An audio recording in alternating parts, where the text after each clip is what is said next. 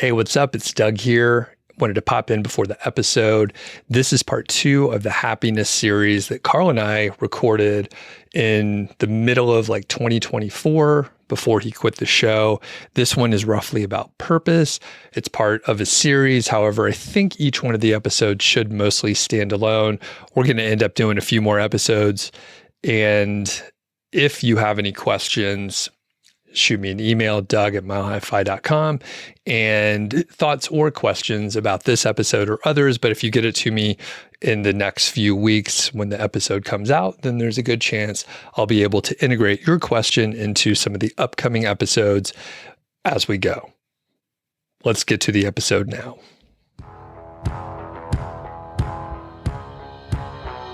I should like to know which is worse, to be ravished 100 times by pirates, have a buttock cut off, and run the gauntlet of the Bulgarians, and be flogged and hanged in an auto da fe, and be dissected, and to have to row in a galley, in short, to undergo all of the miseries we have, each of us have suffered, or to simply sit here and do nothing.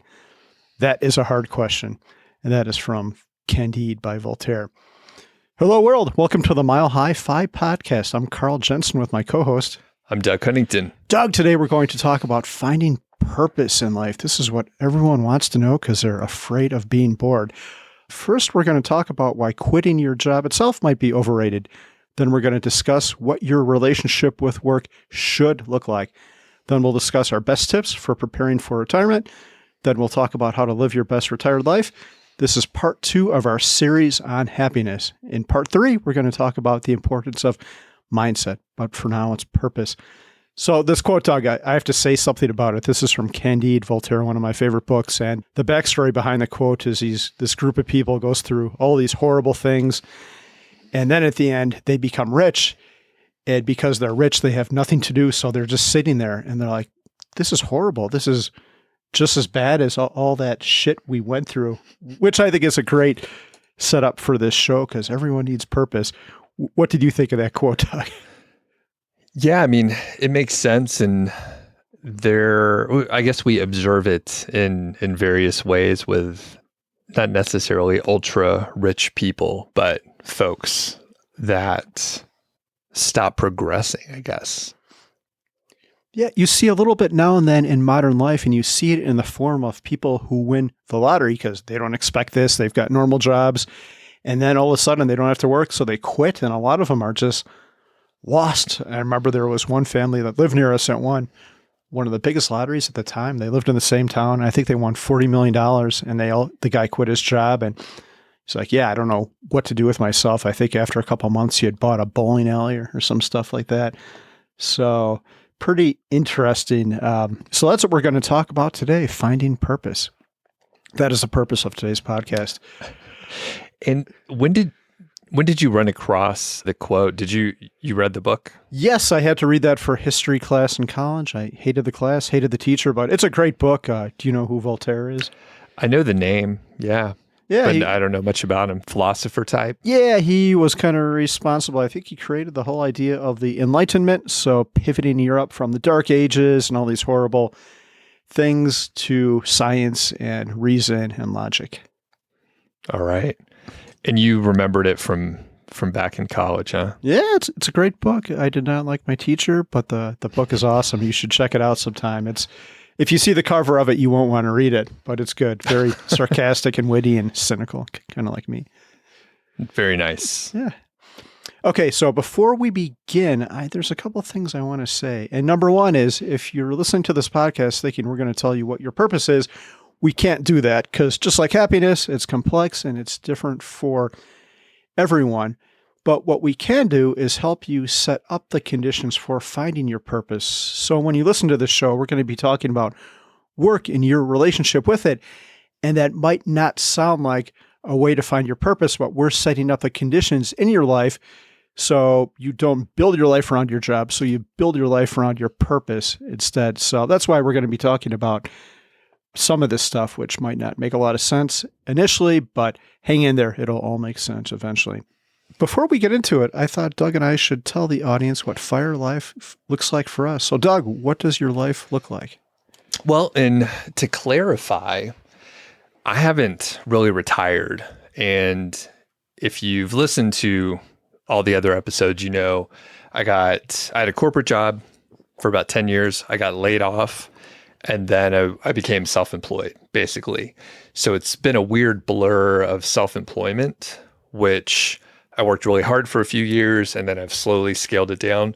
So I'm continuing to work, but it mostly looks like what we're doing right here, or sitting at a computer typing a little bit. So I'm not really retired, and I'm not sure that I'll actually retire. And I'll always be able to say like, oh, I'm working on some little thing on the side, perhaps a sabbatical here and there. But my FI life and my wife did just retire. But generally, I noted sleep as number one, because it's when I've lacked sleep in the last couple of weeks, I noticed it immediately. So sleep is super important. That is a core piece of me being happy and pleasant to be around. And exercise, I was telling you earlier, Carl, food and cooking, like we don't talk about it a huge amount, but that's probably 1/3 of my brain capacity goes to thinking about food or cooking or acquiring food to cook. And I think it's part of like just growing up in my family, half Filipino, like food was just like a core piece of like our day and our life in general. Creativity, some sort of reading, some kind of writing, maybe some hobbies like hiking or exercise or guitar. I've been spending more time with guitar. I haven't played anything for you recently, but I've gotten better over the last couple of years. So yeah, there's a lot of like leisurely stuff going on. I like to get out in nature and hike, even if I, can't necessarily get out to a bigger park. There's a lot of places around here in the Front Range of Colorado where, we can, like we did last week, we went out, hiked with a couple friends, and then it was a great, 4 or 5 hours hanging out. Of course, there's some socializing mixed in with all that stuff. Food often requires socializing, and same with the nature and the hiking and all that stuff. Usually there's some other folks around. So that's kind of, it seems like a light vacation all the time. That's cool. One thing you mentioned, which I think is important and which we'll talk a little bit more later on, is you said you still work, but the difference is you are working for yourself. No one is telling you have to work, and you're doing it voluntarily, right? You don't need more money at this time. You're financially independent, and you're doing it on your own volition. Correct.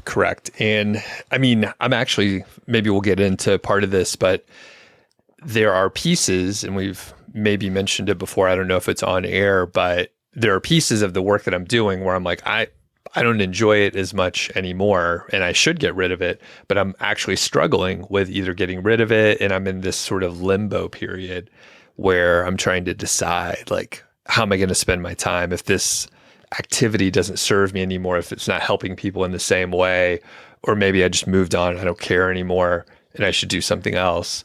So I'm struggling, like, letting some stuff go, which I think that's probably natural. Like, when people have a routine, it's hard to like break the routine unless there's some precipitating event. Sure. Okay, cool.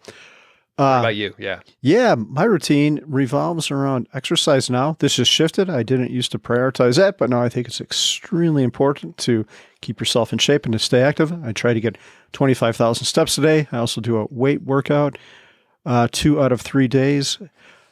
You mentioned that you work. I work too. And work is an interesting 4-letter word. I don't think it has to mean the thing that comes into everyone's mind when you say that is a job with a boss and you have to go somewhere to do it. But work can mean many different things. At this point in my life, it's helping to run our co-working space. We give tours, we clean up, things like that. It's working on our book. It's working on this podcast and the podcast I have with Mindy, and working on the blog. But similar to you, it's all voluntary, and it's not necessarily for the money. Some of it makes a little bit of money, but not that much. I like to prioritize downtime now, which is something I still need to work on. We have kids, so they take up a lot of time. And then, like you said, socialization. So hanging out with other people. And what does the downtime look like for you? What do you do there? I'm trying to reestablish a meditation practice so I can work on quieting down my brain. And one thing I've noticed with myself recently is I used to sleep the whole night through, And now I don't. I'll wake up like at 3 and then at 5. And sometimes if I'm on vacation, I can always go back to sleep after the 3 a.m. wake up. But after 5, usually when I'm at home, I can't. If I'm on vacation, I can. So I wonder if I can work on shutting down my brain through a meditation practice, if that is going to help me go back to sleep. It's so annoying. You wake up at 5 and then you're like, okay, I need to go back to sleep. And then your brain's like, but you should do this, this, this. You can like go for a walk or get started with the exercise or catch up on this book or podcast. And then you can't shut down. And then you lay there for 15 minutes and then you just give up and get out of bed. Yeah, I feel ya. Especially this time of year, we're recording at the end of May. The days are just getting longer. The sun's coming up earlier. And when it gets a little bright at like 4:55, I'm up. Like the last 2 weeks or so, I've been waking up before 5 and I lay there. Georgie hears me stirring a little bit. That's the dog. And then she'll stir a little bit and she'll maybe nudge me and like, hey, is it about time for breakfast or whatever? So I try to lay there, and I mean, it's not often. It's only like once every 10 days where I can like fall back asleep and sleep until 7. Of course, then I'm like, oh, I've missed like the most beautiful time of the morning where it's very quiet and the sun hits the mountains and all that stuff. So it's tough. Yeah, if I could just be asleep at 9 o'clock, then the 5 a.m. wake up time would be okay. But then I just wake up at 4 instead. Yeah, and as we're moving into this, we do our notes separately. So you made some notes, and then I have a bunch of contrarian views on whatever you wrote. Not that I disagree with you, but they're just alternative thoughts. Because I'm trying to think like what the listeners, what you out there might be thinking, to say like, oh, these guys are full of shit. They don't even know what they're talking about.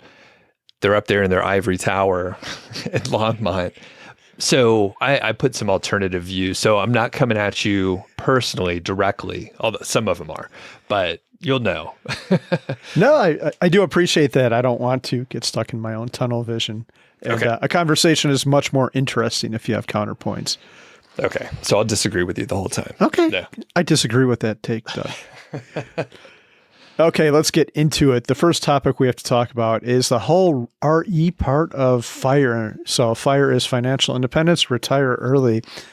And I tend to think the retire early part of it is overrated. The FI part is super important because then you get the options to do whatever you want. But then there's some people, I think, like Pete, would always maintain that, yeah, you should almost everyone should definitely leave their job. And I'm not sure if he's ever explained exactly why everyone needs to leave their job, but that's a big focus of his life and his blog. What do you think about that? Do you think everyone should quit? Do you think that's the whole end purpose, Doug? I tend to agree. I would love to hear Pete explain his reasoning, because there could be a specific reason. You know, it could come down to like greater environmental causes or something like that, me putting words in his mouth, but like that makes some sense. But it depends on what your priorities are. And I think, you know, my background in the corporate world, in the consulting world, or working for like tier 1 companies, like huge companies, I'm pretty sure that I would advise most people that are working at those big companies, they'd be better off like retiring from that kind of work and doing something else.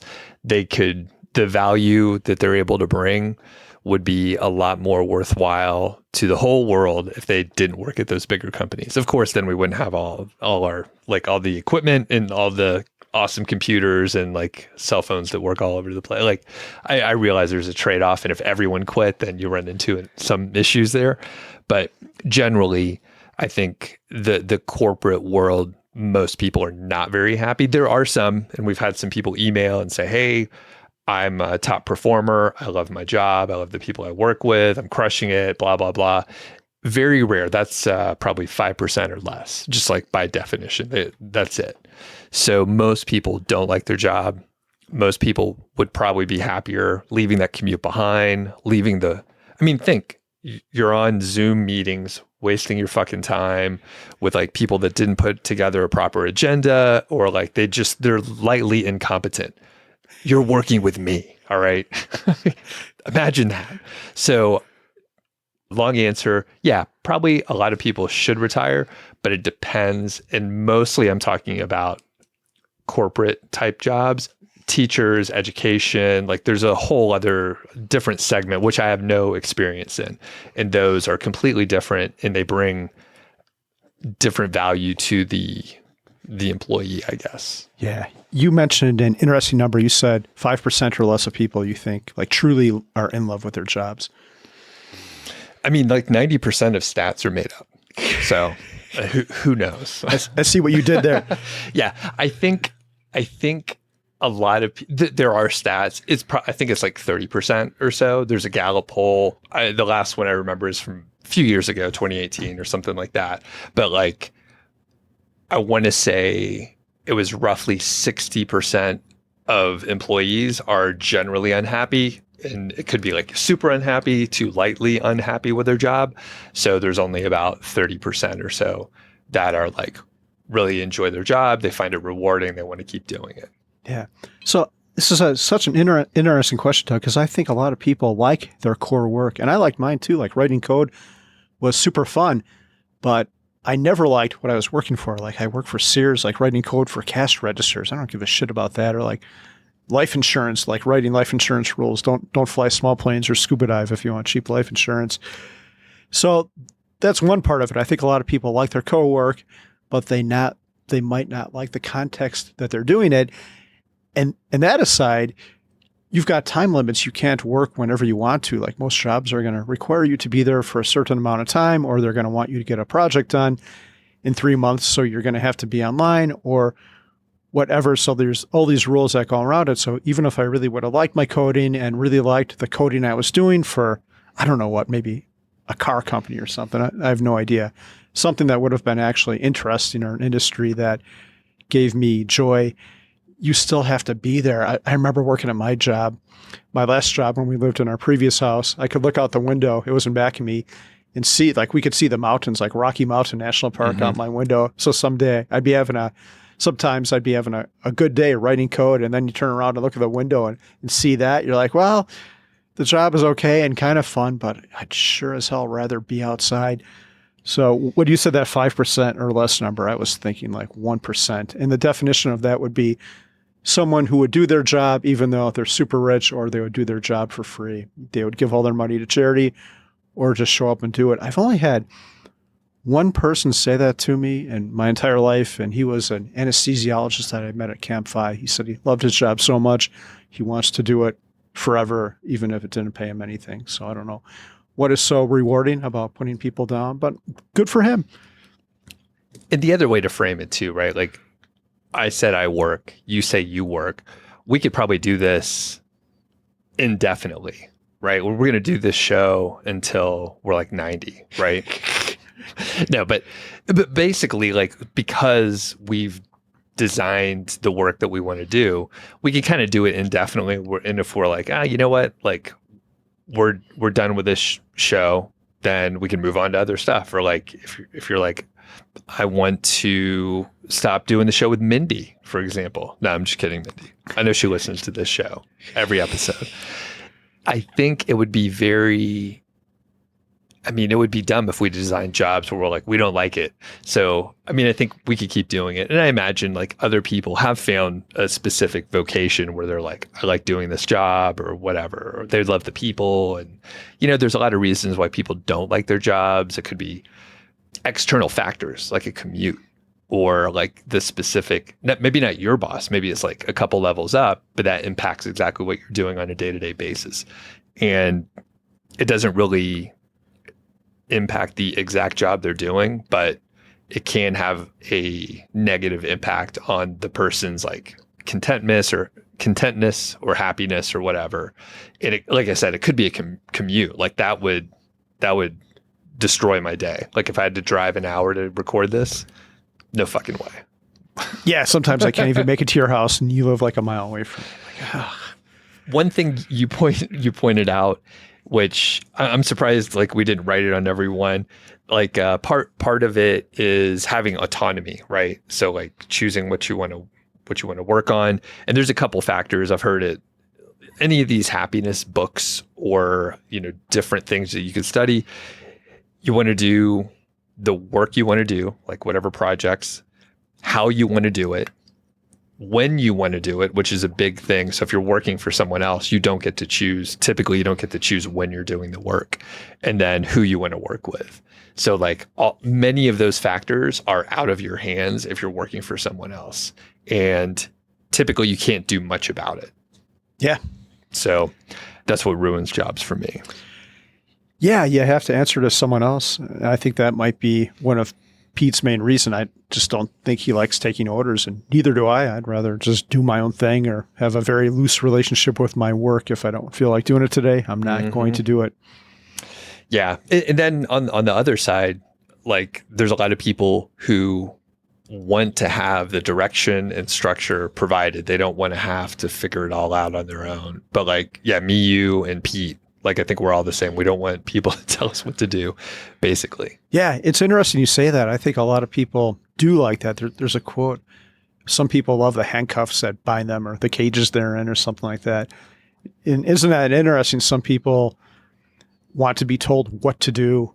Yeah, I can't relate to that, but yeah, there you have it. Those people are the people probably not cut out for FI. Right. Or they could be.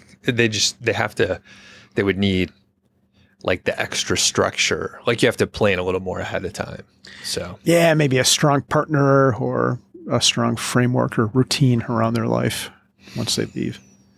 Let's talk about relationship with work.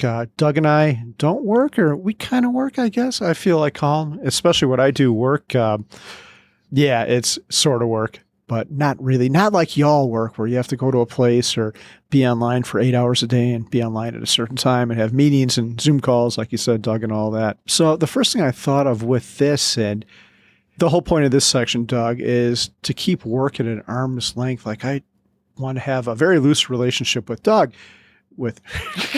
God, I do want to have a loose relationship with you. I want to have a very loose relationship with work. When I had my first job, they were having all these layoffs, and I've told this story before. There was one guy named Chuck who got laid off, and the guy's life was built around work. There were all these intramural teams. He was young and all this stuff going on, and he was involved in all of them. He worked out at the workout place at the company headquarters, and then he got canned. And I remember the guy like crying when he got fired. I'm like, oh, geez. And after I saw that, I'm like, man, I really got to keep work at an arm's length. I don't really want to be friends with anyone here because this can end at any second. And if that ends, I'm probably not going to be friends with them anymore, and it might get awkward and all that. So I don't know. Doug, do you have another perspective on this? Yeah, well, I mean, one side note that's interesting is like you still do that to this day. Like we pretend like we're friends for the show, but you clock in, there's actually a punch clock upstairs, and then yeah, you just get paid hourly. And I joke saying that I have to approve your PTO, but I actually approve your PTO. There's like a form and everything. I approve that. You're pretty generous with the policies. You let me go to the bathroom at least once every hour during the podcast. I know no more than 5 minutes, but yeah, and that's actually what's behind that curtain right over there. It's just one of those buckets with a seat on it. Yeah. It's a nice bucket, though. The other perspective here is I think it's okay to, even though I'm not a huge fan of like the corporate structure, to be friends and immerse yourself in that environment. It sounds like Chuck had some other shit going on, to be honest with you. And, he was sad he lost his job, but he built his life around it. And part of it, I mean, I worked on some consulting projects and we traveled, and basically it's like your family on the road. And sometimes it was small teams, sometimes it was bigger teams, sometimes you were like in a city, other times like a pretty remote, sort of warehouse that was pretty far away from anything fun to do. I definitely got close to some people while we were working on the project. I mean, sometimes you would like be in the same home airport. So you would like fly out together, share a car, you stay at the same hotel, you commute to the office. So you're basically with the person or people all the time. And of course you could keep people at arm's length, but also you could find like a great friend. Like I made great friends for many of the projects. So I think it's totally okay to immerse yourself and have a good time, and all the things that we talk about we value in our day, exercise, cooking, whatever, socializing, all this other stuff. You could do all that stuff with people that you're working with and maybe improve your work situation so that you're actually having a better time. So I think Chuck had other issues. Cool. What do you think? I don't know. It's interesting. Have you read some of these studies? I've seen a couple in the past year, or maybe not studies, maybe news stories about men who quit and then are lost in life, or not men who quit, but like older males who retire. No, I haven't seen those. Yeah, I was just talking to someone about this in economy, and she said that males who retire have the highest, or their suicide rate is increasing at a faster pace more than anyone else.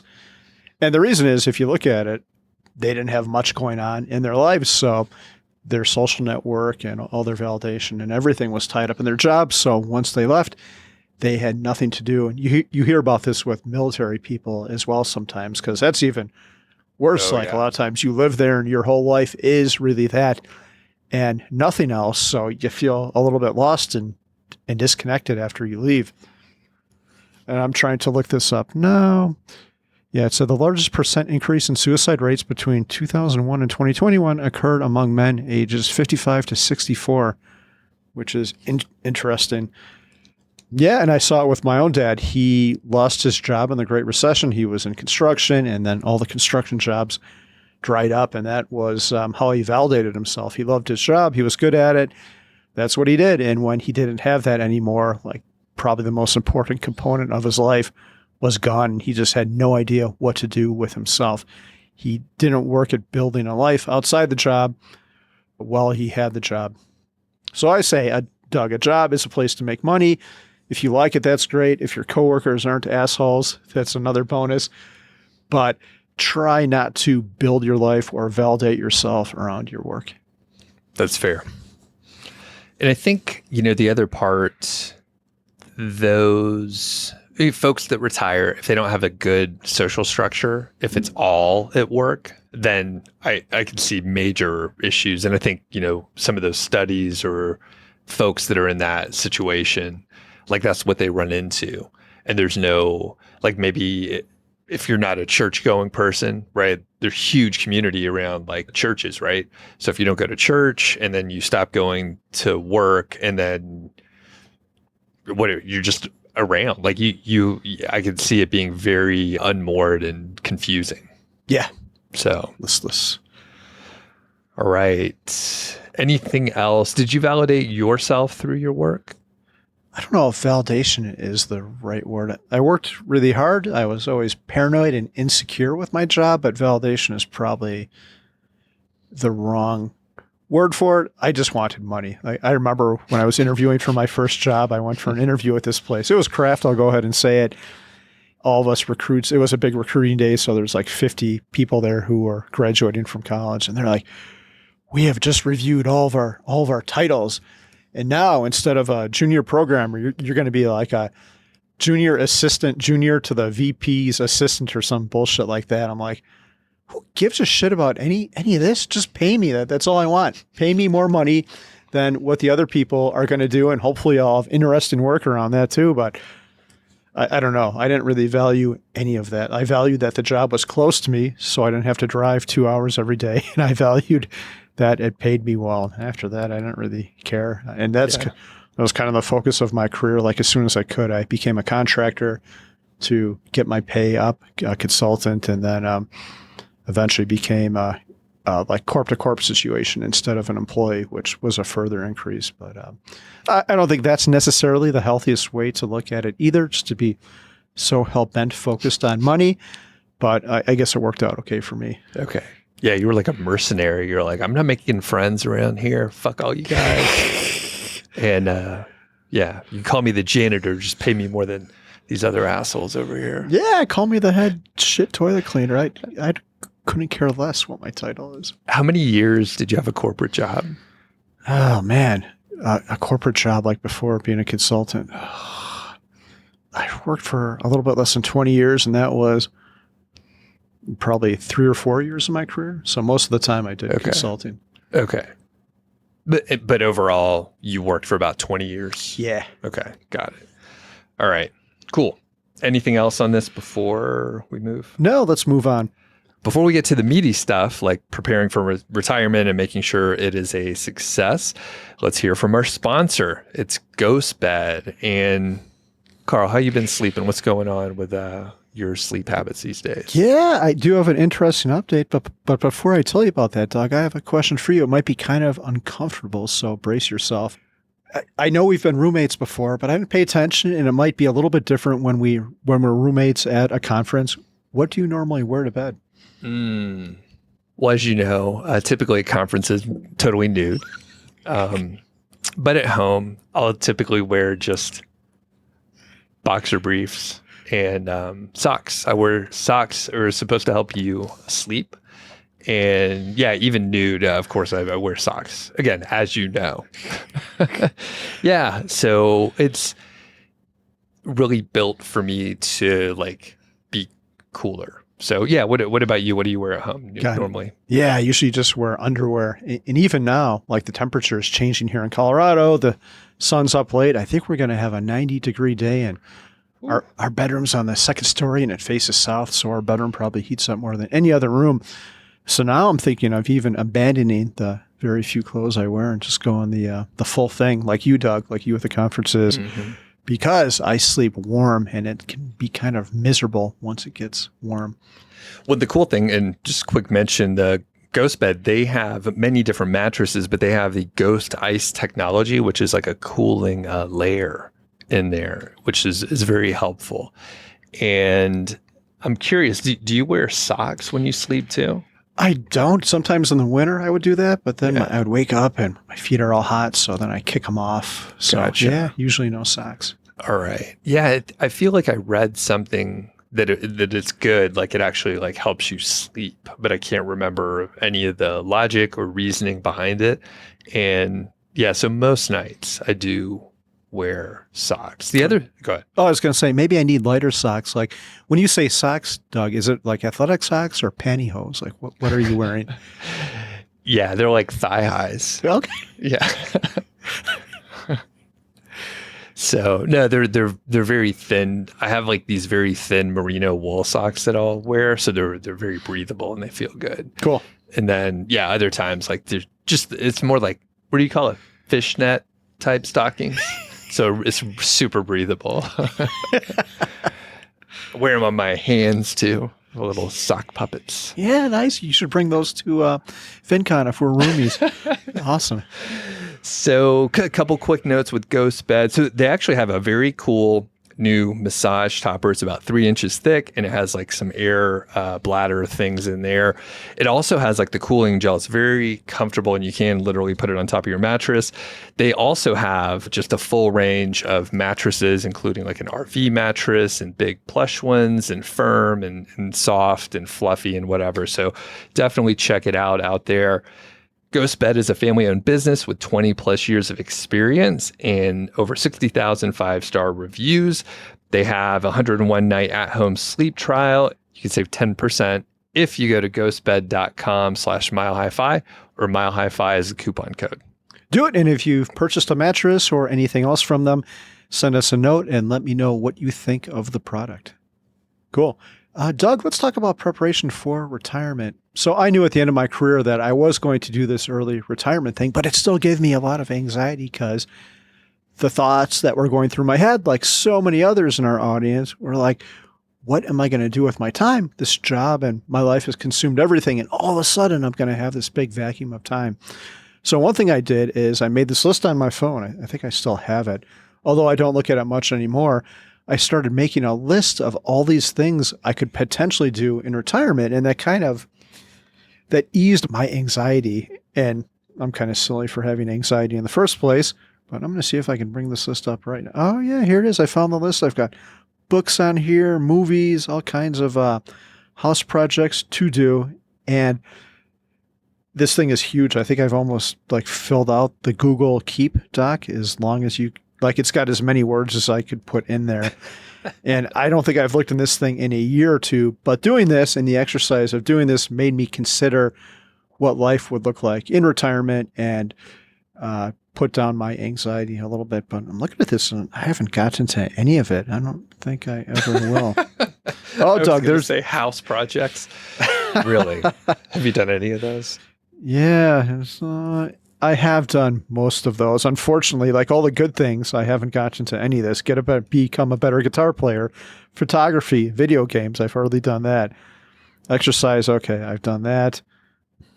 Yeah, I've got books, and I don't think I've gotten to any of those. Like you're talking to someone, and they'll give you like, "Oh, read this book or read this book." And so it was like a brain dump situation, right? So you were a little anxious about the void of time.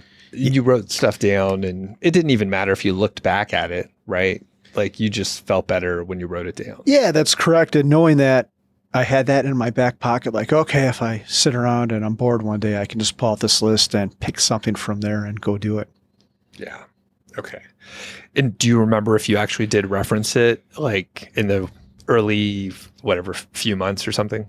I don't think I have. Like, I hope I get around to it someday. I'm like 7.5 years into it. Maybe someday I'll look at my list and get to some of that shit. Okay. All right. Okay. So another way you can prepare for retirement is, I think the whole way, Doug, that we do retirement in the United States is screwed up because we work hard. And usually what we're at the end of our career, we're doing the most important work. If you're in corporate America, you're up to like management or whatever, you might be a VP. And then all of a sudden you're just going to stop doing that and do whatever comes next. So you're doing the most profound work of your life, probably the most important. And then you're asked to do nothing at all right after that, which I can see is very disconcerting and why people would be listless and really struggle with this. And one thought I've always had is like, you wouldn't buy a car without test driving it. You wouldn't buy a house without checking it out and having an inspection, but we retire without any practice and without any test drives. So my suggestion for anyone, if you could hook this up, is to try to go part-time or take a sabbatical or take a leave. We have a friend right here in town who gave his leave from work last week. He told them, I quit. And one interesting thing is they're like, whoa, not so fast. What we can do is we can give you 3 months of you leaving. So you've left the company, but we're going to continue your health insurance. You still have to pay like your part, but you're going to still be like an employee. You're just on leave. And if you want to come back at the end of the 3 months, you can. And I don't think there's any chance he's going to, but he's like, why would I not do this? They're going to give me subsidized health insurance for these 3 months or whatever. Which brings me to my last point. Be a good employee, because if you're good, your work is going to try to find some way to accommodate a part-time situation or a sabbatical situation, where if you're not a good employee and you tell them this, they're just going to be like, get the hell out. And by the way, you don't even need 2 weeks. You could just leave right now. So being a good employee will open up more options like this to you. Although he's still chained to the fucking job. Congratulations to him. I didn't know he did that, but he's been talking about it for a couple of years. Yeah. So that's great. A couple things I want to challenge with you on this one. So you mentioned at the end of your career, like you're often doing the most important work, but important to who? Like the company? They're like making the most money from you at that point in time. So unless it's actually important to you or what your purpose is, then it is completely irrelevant to me, because I don't care. Like, you shouldn't care about like the company's bottom line, because they'll fucking lay you off. They don't care about you. Like, I don't know why that's in people's heads. That's bananas. Yeah, I agree. And that's why we talked about trying to separate yourself from work and not validating yourself. But do you think most people are like that? I think most people want to climb the ladder of their work and achieve these things. I don't think most people, when they go to work every day, are like, I can't wait to be out of here. But you know what? Maybe some people are like that, but I think a lot still want the validation and recognition of climbing the corporate ladder.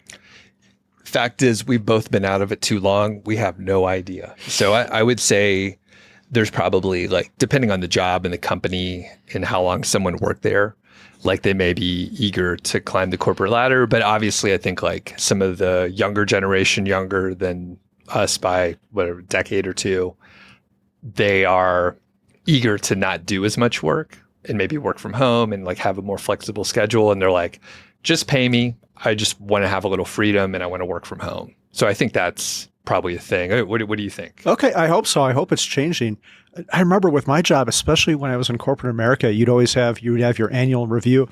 They'd be like, where do you see yourself in like 5 years and all this crap? And I'd always tell them what I thought they wanted to hear, like, oh, software architect or whatever. But really, the real answer was, I just want to be in my cube doing just what I do now and hopefully talking to you even less. Like, I don't care if I don't talk to anyone for the entire day. I just want to come here, write code, and leave and have you send me direct deposit that money like every week. And that's all I really care about.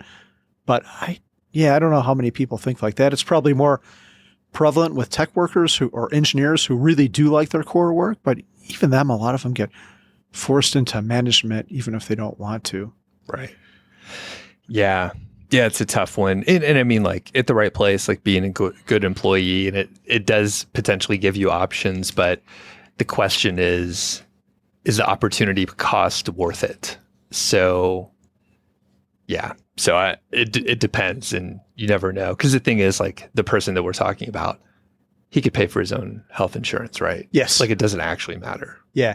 And the thing with him is it's such a small amount. It's like, it really doesn't matter. Yeah. So just to be clear though, he is going to be done with his job like next week, and he doesn't have to do anything. Like he doesn't have to report to them or anything, but they're still going to give him like the subsidized health insurance. That's right. I would do that 100%. Yeah. And then at the end of that period, he just has to tell them that he's not coming back. And I'm like, do you think you can get that extended further? Because that sounds pretty cool. And he said he didn't think so, but we'll report back.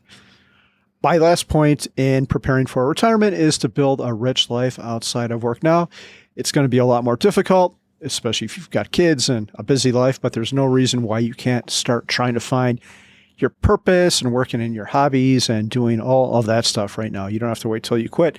And I think it's going to make the transition a lot easier if you've already started establishing your post-life work or your post-work life before you quit work.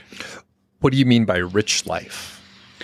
I mean, so if rich life, the things that give you purpose that are not work, that are not things you do for money. And it doesn't, when I say rich, that has nothing to do with money. Building what your life is going to look like post-work, but start doing it now and thinking about it. And you can do these things in snippets. Like one of the things I realized is, we're going to talk about this a little bit later, but if you don't know what retired life is going to look like, think of what you do when you're not at work. A lot of that stuff just expands, right? Like I don't have to go to the gym for 25 hurried minutes and try to get my workout in. I can be there for 2.5 hours like I was this morning. And it feels a lot better if you don't have to go through life at that fast pace. But whatever a rich, purposeful life looks like for you, you don't have to wait till you're done with your work to start trying to figure that out. And then where do you see yourself in 5 years? Hopefully not here with you in the basement, Doug. So did you prepare for your rich life before you retired? I know you went down part-time, so you went down like to 4 days and then to 3 days, and then you finally stopped, right? Yeah, no, I did not. And I'm still not quite there yet, although it's getting closer. Okay. Just because we bogged ourselves down with all these stupid house projects. So, okay. In overall, like you said, you would have spent more time with hobbies and other socializing and stuff like that, and like prepared to do that, and less home renovation stuff. Yes, bought probably 2 less houses that needed work and spent more me time instead of that. Okay. Gotcha. Okay. Perfect. So in preparing, you got to figure out what your retirement life is going to look like. So how do people approach this? Yeah, we're getting into the meat of it now. I think the first thing, let's set up a couple basic rules. You should acknowledge that successful retirement is going to be work in itself. You can't just quit and expect these things to come to you. You're going to have to work on it, do experiments, figure yourself out, talk to people, and that is going to be work in itself. You need to let yourself off the hook because you don't have to have it all figured out right now. The fun is in the journey and doing these experiments and figuring out what resonates with you and what doesn't. And finally, it's going to be different for everyone. What resonates for you is going to be completely different for someone else. You might want to volunteer or go hike the El Camino or whatever all these earlier retirements do. And that might be someone else's nightmare. Do you have any interest in hiking that Camino? I actually do. I think it'd be cool. Like Mindy and I had talked about doing the Appalachian Trail, but what's really unappealing about doing that now is I hate sleeping in a tent on the ground. But I guess when you do the El Camino, and correct me if I'm wrong, if you know more about it, is you can sleep like in a room every night, and there's food that you could just buy, so you don't have to worry about any of that. You're pretty much just walking the whole day, the whole day, with maybe a backpack with some clothes and nothing else. That's what my understanding is too. Yeah, it'd be super cool. How about you? Would you ever do anything like that? Or? Potentially. That one, for some reason, doesn't jump out to me, even though I know, like, we know several people that have done it, and they all seem very happy that they did it. But I would maybe need to look at the geography and see what's there. But I have never been like drawn to. It's in Spain, right? Yeah, Spain, maybe Portugal. Okay. Yeah, I haven't been drawn to that area of the world specifically. Nothing against it, the trail or the path or anything like that. But yeah, I'm not super interested, I guess. I think they've got other ones, like our friend Rachel Richards just did one in Switzerland, like the Mont Blanc Trail or something like that. And that one seems cooler to me too, like going through the mountains. Yeah. And that seemed more like outdoorsy and stuff. This sounds like you go through like from town to town. It's like a pilgrimage, right? I'm super ignorant. Yeah, I think so. Okay. Yeah. Some religious origins. Right. Yeah. Cool.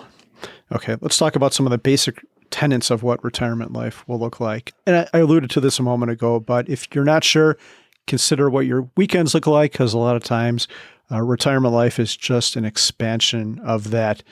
Do you think that's true, Doug? Or?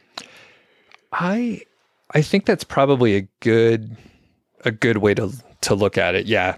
I mean, I'm sure there's some divergence with certain people, but yeah, it's like a long weekend. And Elizabeth stopped working like 2 months ago or so. Basically, I don't know, like 5 or 6 days a week feel like Friday and Saturday. Like it always feels like a weekend. Yeah. So, I mean, I guess you have the structure with the kids, so they have to go to school and stuff. Yep. So you know what day it is. But yeah, we're having trouble keeping track. I hardly know what day it is, or sometimes even what week or month it is, even with children. Like, you're out of school, so it must be summer or almost summer. And I guess, well, for you, your weekends were filled with like home renovation and like busyness generally, right? Yeah, and a lot of kid stuff. And now we just do that throughout the week. Like we'll take a bike ride today with them or go for a hike. My second one, this is something a lot of us neglect just because we don't have time or because our lives are so stressful that we lose track of our health and let ourselves get into a state that we don't have to be in. So I think the most important thing you could do after you quit is to get yourself in shape. And that's both physical health and mental health. We're going to talk a little bit more about that in the mindset episode. But now you've got the time to walk and go to the gym. So that should be the absolute core of what you do. And I think you need to have a routine too. You can't sleep till 10 o'clock. You're going to have some kind of routine, even though you don't have a job. We talked about this a little bit in the last episode, so we're not going to say too much about that. And at least here in Longmont, there are a lot of other early retirees and a lot of interesting people. Social network is very important. We're going to talk about that in a future episode. But one interesting thing is, I think we're pretty fortunate, Doug. There's a lot of things going on, a lot of people, a lot of parties, a lot of interesting projects and work. And I used to say yes to all of that. And then pretty soon you've got like 36 hours of stuff to do, even though you only have 16 waking hours in the day.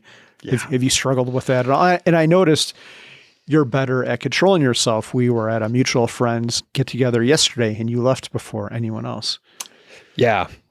We do a decent job of making sure we don't overcommit because, we're super lucky. And it kind of varies with the seasons. So it's like nice weather outside, so there's more get-togethers. But like, I think last week there were like 4 consecutive days of like some sort of social gathering. And then the week before, it was the same thing. And yeah, it's awesome because then you could just kind of pick and choose and you're like, oh, I got some other stuff that day. I don't want to be too busy, or I got an early thing the next morning. So you could just kind of bow out. And super lucky because I don't know if there's any other places unless you're in like a huge, massive, like maybe if you're in like New York City or other huge cities where there's enough like sheer volume of people where you could actually have that. But we hang out all the time. So everybody kind of is, I mean, it's like an old neighborhood or it's like Cheers, right? You just kind of roll in, say hello, grab a beer, and then stay for a little while and then head on out, you know? Yeah. It's crazy. You're working on not doing too much stuff? Yeah, I'm trying to default to no unless we can really make a case for it. And I think you said something along the lines of like one thing per day or one thing per weekend or something like that. Do you remember what you said, or am I misquoting you? No, that sounds about right. I think Pete says something like that too, where it's just like, if I could just get like one big little project done, that's good. But yeah, if there's too many activities, then I mean, it's just stressful. It's stressful for the whole day. Because here's the thing, something's going to go wrong. Traffic's going to be a little bit longer than expected. If you're cooking something, like something's going to go wrong. Not all the time, but like half the time, whatever you think is going to happen is not going to happen. So it just fucks up the whole day. So yeah, just one thing is better. Yeah. And if you've got that buffer of time, you can recover from whatever that thing is that goes wrong. Yeah. Cool. Yeah. Yeah, moving on, let's talk more about what retirement life is going to look like and how to execute it successfully. I like this one a lot. This was one of your points, Doug, to redefine success. I think this is really important because a lot of people still pursue the money. Like, how many people do we know who have retired or they claim to have retired? And then they're like, oh, I've got this Etsy side hustle or this and this and this. And they move right on from their formal job to giving themselves another job. It might be a lot better because they have autonomy, but they're moving on to making more money. Their goal is money and not living life. So I think everyone after they quit should be forced to do something where they don't make money for maybe 6 months, or that would be a good experiment for everyone. And then if you really feel that's important, you can pivot back to that. Right.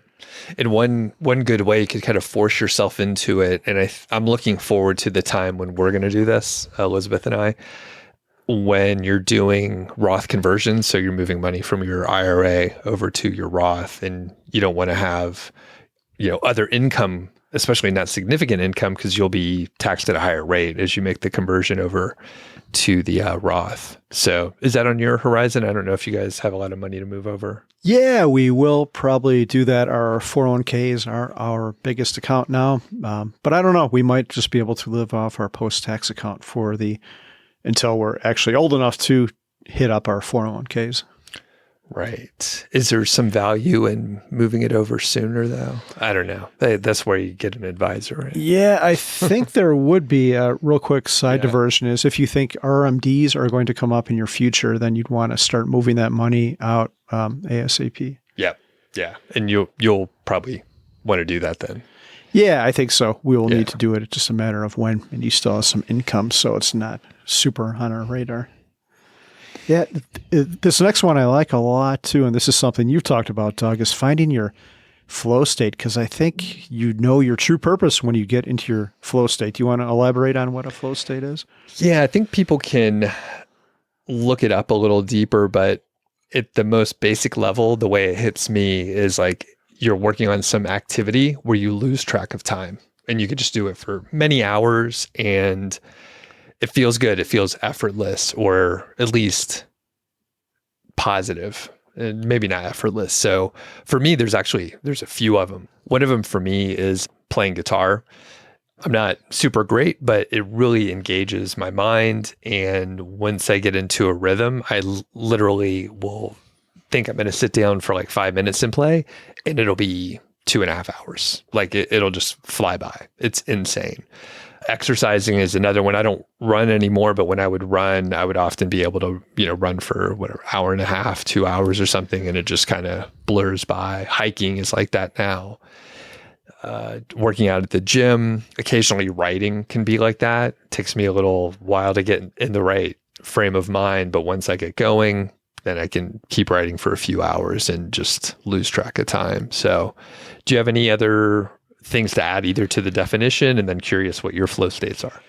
Yeah, flow states are super interesting. I actually hadn't thought about them too much until you mentioned it on a earlier podcast. And then I realized that I get into them frequently, but I hadn't really realized it or appreciated it. So I think people need to pay attention to themselves and realize when they're in these states and realize the value of them, and that this is where they should focus their time, because that's when that's what really moves you, and that's when you have your true purpose, when you're in this flow state.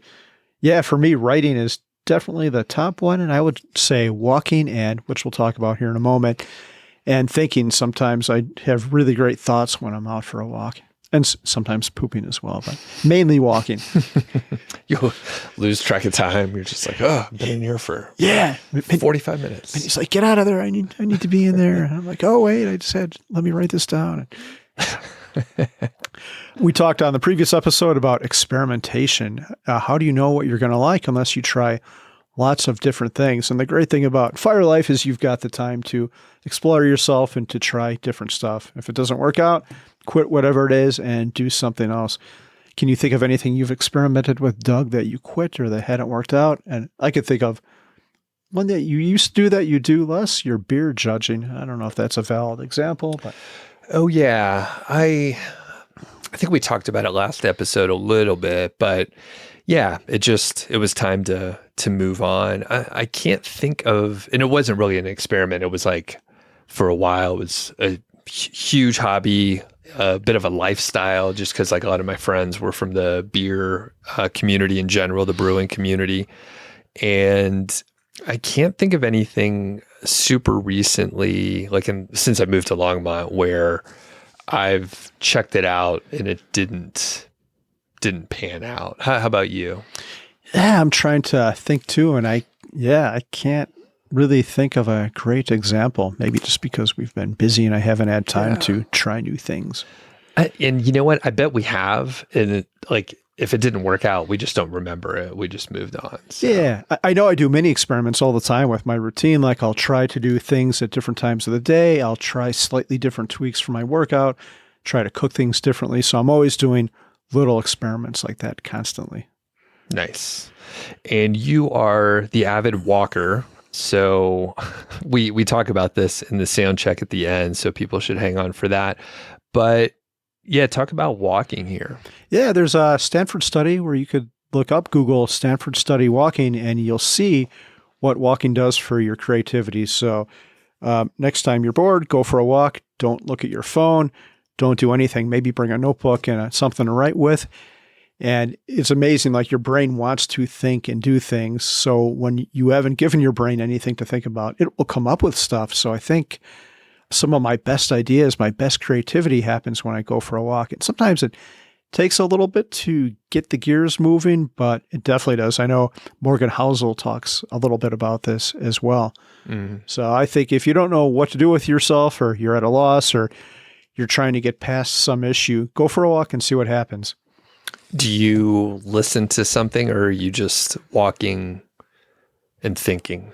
Sometimes, that's interesting. Sometimes it doesn't work as well if it's completely silent. So I'll listen to even a podcast with words, but then my mind jumps away and I'll find that I'm not even listening to that anymore. It's just on in the background.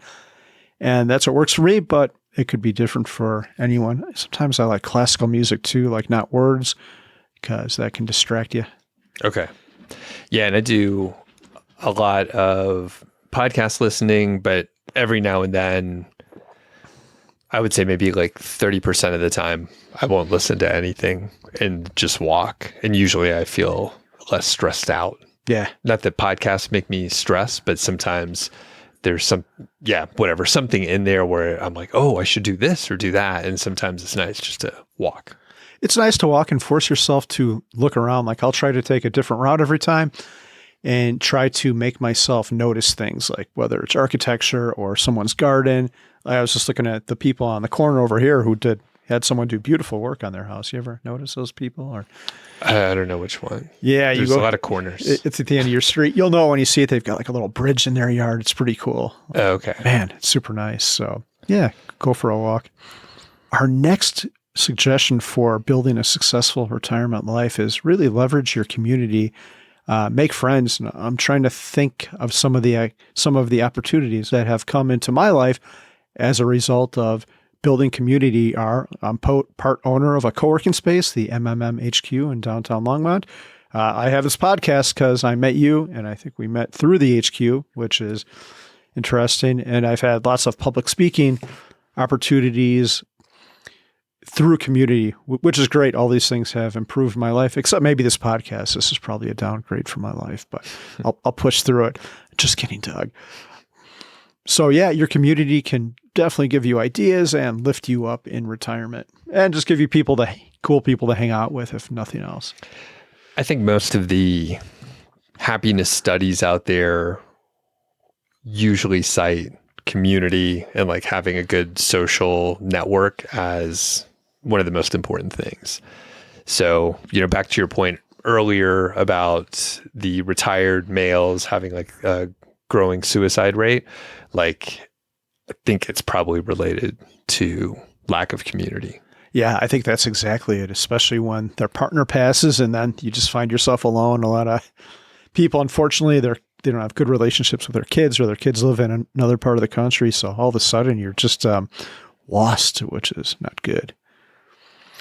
Yeah, and the last thing I'll say about this, and this comes from Diana, who does economy, there's so much going on. If you can't figure out anything better to do with your life than your job, it's probably from a lack of creativity and effort. There's just so many things to do. My list that I alluded to on my phone has hundreds of things. Most of them I'll never get around to. I'm a pretty boring, I don't find myself creative. I suck at playing instruments, but still, the world is huge and there's so much to offer. I can't imagine that, I would never go back to work. They'd have to pay me a super severe amount of money, and it would just be for a very short amount of time. Yeah, I can't imagine ever going back.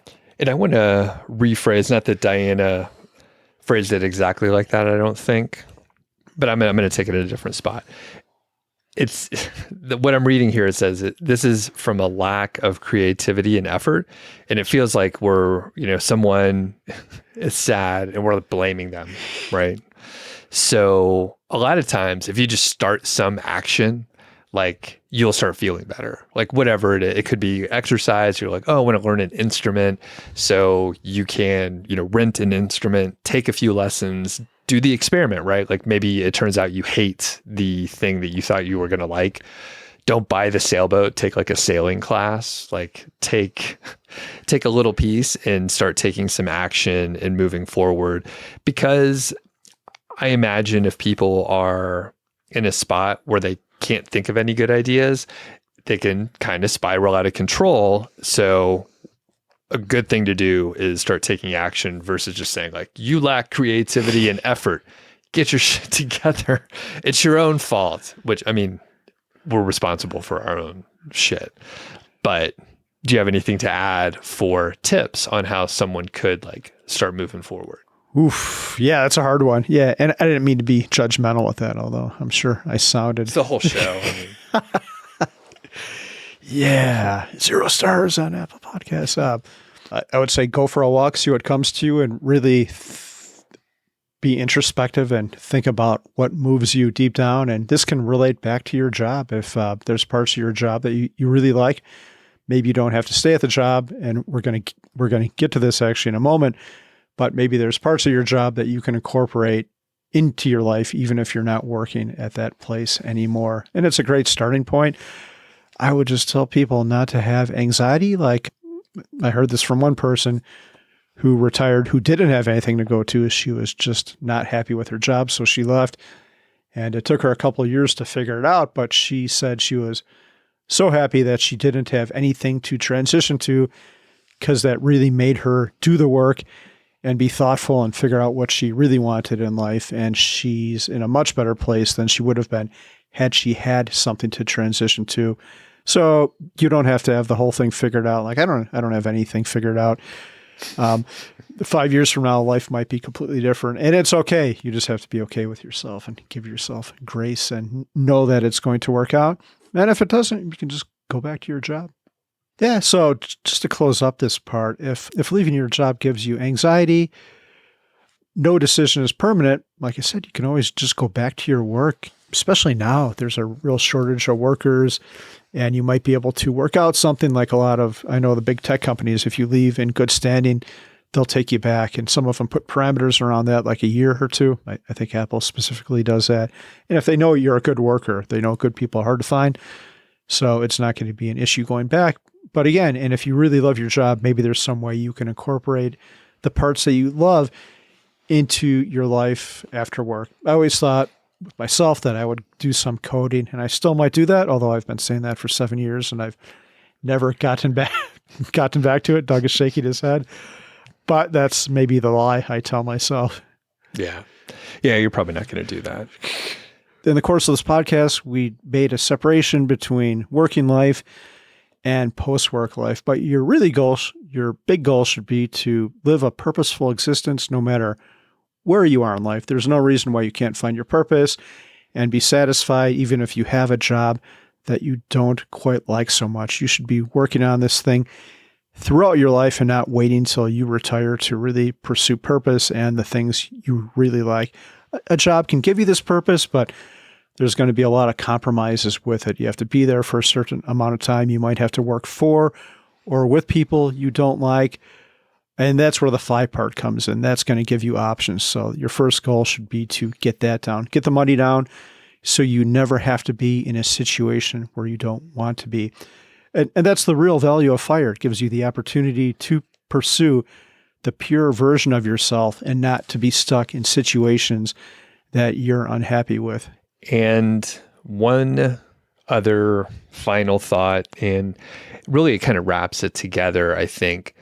When you do have the job, you can start testing and developing your hobbies. So when you do stop working, you have the rich life that you were describing before. So you have that structure, whether it's specifically like solo hobbies or it's the community and being, more active in your community and have like the social network so that you're not sitting around by yourself.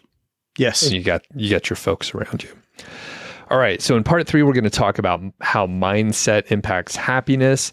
You can also shoot us an email if you have tips. We're here to learn as well. If you have any thoughts or questions, and you could shoot us an email at doug@milehighfi.com. We also have a Facebook group, which we'll link up in the description. And there's always a lot of discussion there. I'm almost never in there, but I hear it's fantastic. So shoot us an email. Let us know what you think. Cool. Thank you. Thanks for listening to the show. That was the Mile High Fi podcast, and I'm Doug Cunnington. If you dig the show, please do 3 things for us. Number 1, tell a friend, a family member, an enemy about the show. We really don't care who you tell. Maybe forward them a specific show that you know that they will like. It's the single most helpful thing that you can do to spread the word. It's like giving us a virtual high five, and actually we don't give high fives in person, so the virtual kind's pretty good. And more importantly, your friend or family member or even your enemy will appreciate the fact that you were thinking of them. Number 2, make sure you're following or subscribed on your podcast app, Apple Podcasts, Spotify, Overcast, YouTube, whatever you're using, and that way you won't miss a show. And number 3, please leave us a rating and review. We read them on the show occasionally, and you might hear yours out there on an upcoming episode. Quick disclaimer, this show is not financial or legal advice. I'd actually be surprised if it sounded like it. It's really just for entertainment, and that's at least what we're hoping for. But seriously, get advice from professionals. So we'll catch y'all next week.